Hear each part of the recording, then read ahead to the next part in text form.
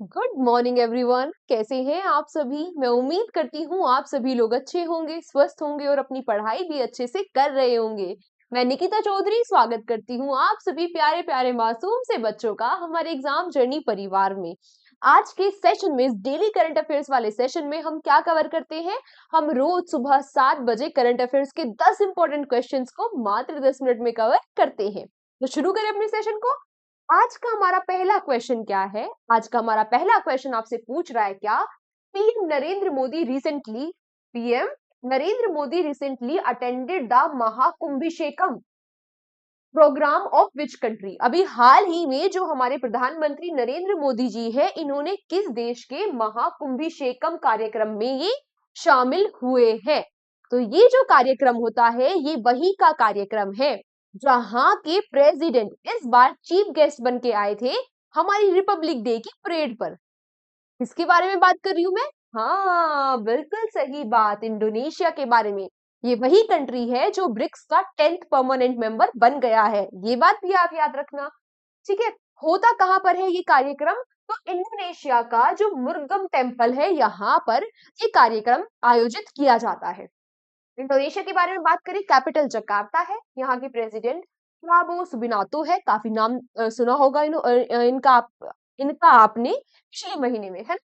Currency यहाँ की क्या है? इंडोनेशियन रुपया, है ना? सारी चीजें याद रखेंगे अच्छे बच्चों की तरह।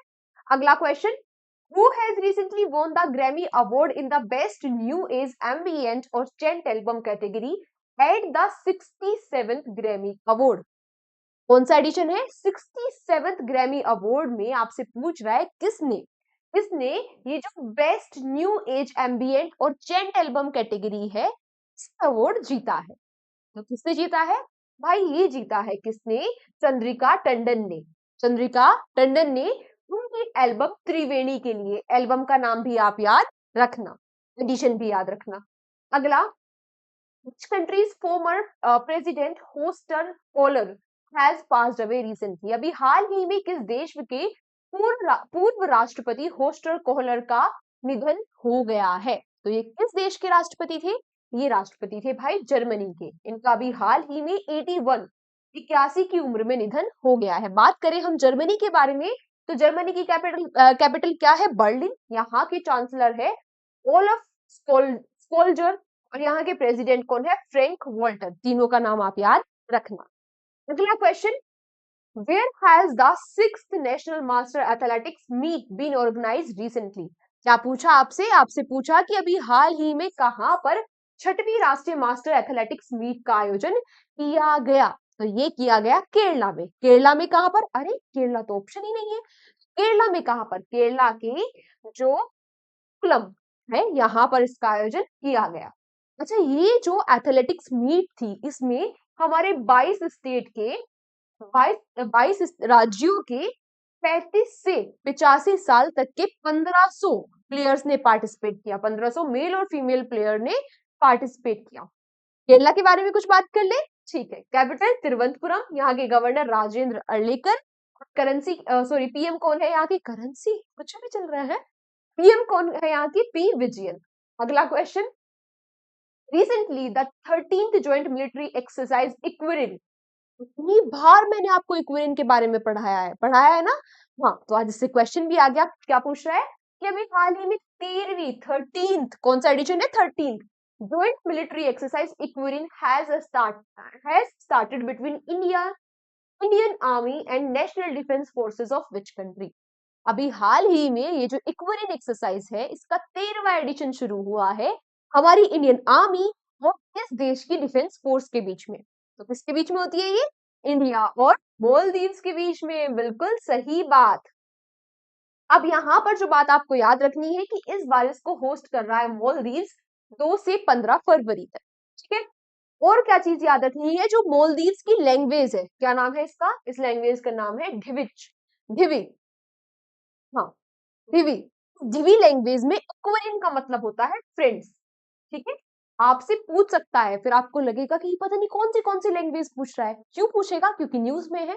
न्यूज में है तो हमें पता होना चाहिए कि कैसी न्यूज पढ़नी है और किस तरीके से पढ़नी है, और वो हमें बहुत अच्छे से पता है।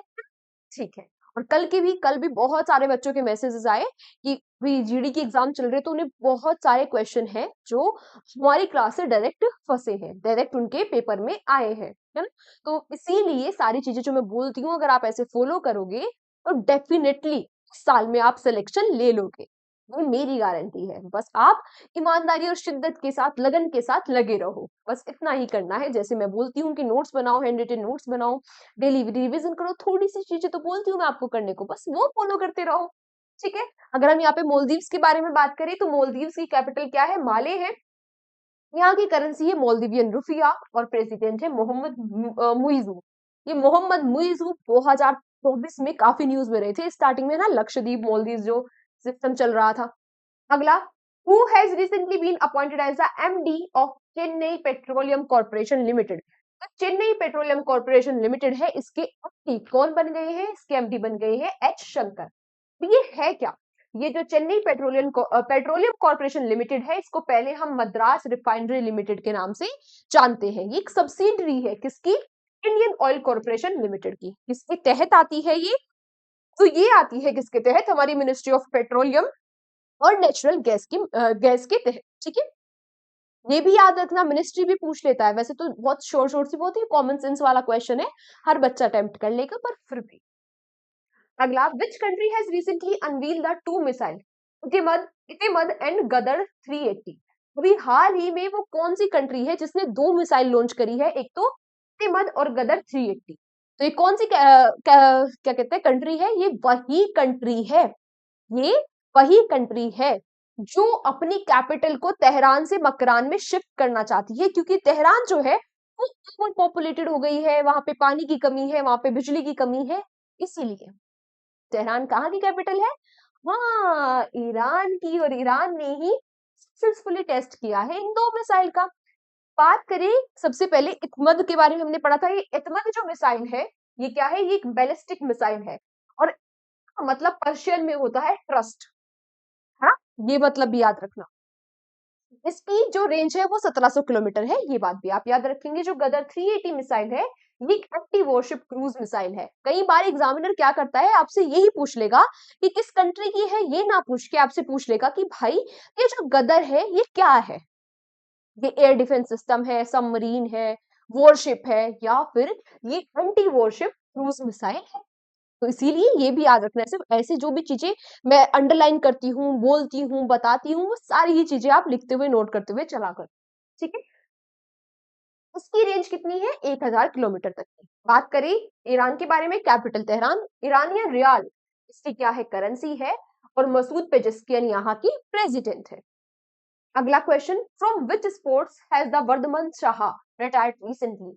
अभी हाल ही में ये जो रिद्धमान शाह है, इन्होंने रिटायरमेंट ले लिया है। इस स्पोर्ट्स से ले लिया है?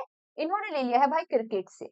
क्रिकेट में विकेट कीपर हुआ करते थे नेशनल टीम में, और बंगाल से ये लॉन्गेस्ट सर्विंग क्रिकेटर भी है। तो इंपॉर्टेंट फैक्ट हो गया, इनके बारे में याद रखेंगे। अगला question, who is the female astronaut who recently created a new record of spacewalk of 62 hours 6 minutes in space? वो कौन सी फीमेल एस्ट्रोनॉट है जिन्होंने एक रिकॉर्ड बना दिया है स्पेस वॉक का?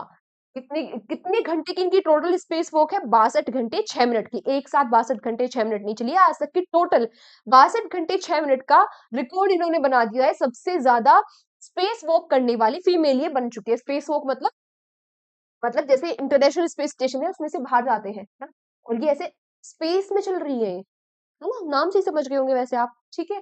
कौन बन गई है ये वही है जो बहुत लंबे टाइम से इंटरनेशनल स्पेस स्टेशन में फंसी हुई है, सुनीता विलियम्स, बिल्कुल सही, है ना। अब सुनीता विलियम्स इंडियन ओरिजिन की है, ये तो आप सभी बच्चों को पता ही होगा, और ये भी याद रखना कि ये नासा की ऑल टाइम लिस्ट में 4th नंबर पर आ गई है। अगला क्वेश्चन, और आज का हमारा लास्ट क्वेश्चन क्या है? National commission for women chairperson Vijaya Rahatkar launched the first edition of which book. अभी हाल ही में राष्ट्रीय महिला आयोग की अध्यक्ष विजया राहतकर ने किस पुस्तक का पहला संस्करण लॉन्च किया है? तो ये कौन सी पुस्तक है?